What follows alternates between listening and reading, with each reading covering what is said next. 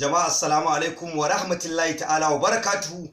Kamar yadda muka saba alƙawarta muku cewa za mu dinga kawo muku manya-manyan mashahurai na cikin wannan masana'anta ta mu ta fim, daga manya wato zuwa ainihin ƙanana na cikin wannan masana'anta. To a wannan karan ma ba mu yi ƙasa a gwiwa ba, mun zo muku da wani shahararren producer na cikin wannan masana'anta ta mu ta fim, wanda wannan producer yana daga cikin ƙananan yara wanda suka taso suna cikin wannan masana'anta ta mu shekara da shekaru. Ya fara wannan masana'anta ta mu zuba kuɗinsa a ciki tun yana shekara 13, 14 a cikin wannan masana'anta, kamar yadda za ku ji daga ainihin bakinsa zai faɗa, kamar yadda gashi a zaune ga mu gashi ga ku kuna kallon mu a cikin da na subscribe don samun abubuwa na cikin wannan tasha ta mu mai albarka wato SHARUBUTU Film TV. A babban producer mu ne maka barka da zuwa. Al'umma daga salam, barka da ya kokari ya aiki. Alhamdulillah.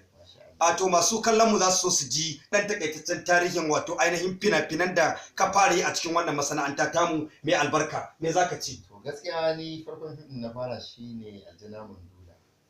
Sai dan gado sai dan gado. Shine masha Allah.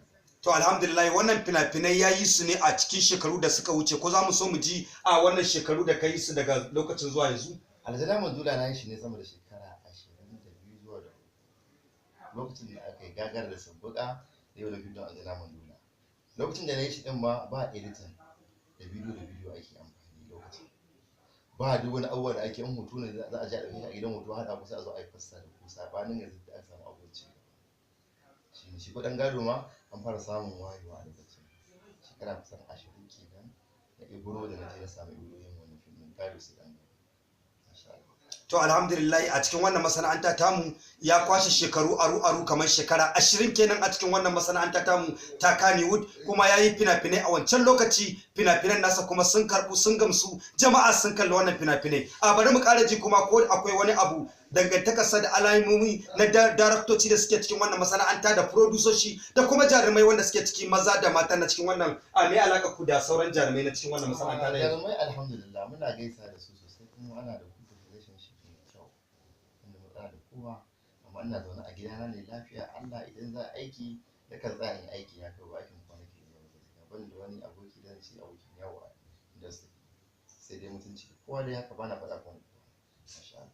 To alhamdulillah za mu so kuma mutane masu sauraro mun boye sunan ne dama sai dai mu tura muku shi a gaba. Za mu so mu ji sunan wannan producer da kuma ainihin sunan kamfaninsa da yake ainihin turo muku waɗannan fina-finai kuke kallo. A me sunan kuma da sunan kamfani? Ni suna ko producer, ina da kamfani na Gwammaja Entertainment, shine a Instagram, shine a YouTube, ne ba shi wani suna ko producer na zaune a Gwammaja ta Gwammaja. To alhamdulillah kamar yadda kowa ya sani aka riga ake jin sunansa wato Yakubu producer da yake a Gwammaja, kamar yadda wasu suke ce masa kuma Yakubu Aljazeera. Masu fina-finan Hausa wasu suna kiransa da wannan suna, wasu kuma suna kiransa da Yakubu producer kamar yadda yake rubutawa a cikin fina-finansa. To alhamdulillah Yakubu producer, ko za mu so mu ji ainihin ko akwai wani channel da ake kallon abubuwan kamfaninka da kake dorawa na wannan masana'anta, ko YouTube ko Instagram da ake da sauran irin su social media da ake a cikin wannan zamani da muke ciki? Da farko ina channel YouTube ina mai suna Labaran Hausa Films. Labaran Hausa Film. Yiwa Instagram dina kuma Gwammaja Entertainment, kamar inda na faɗa na ce shine kamfani na kuma shine Instagram dina.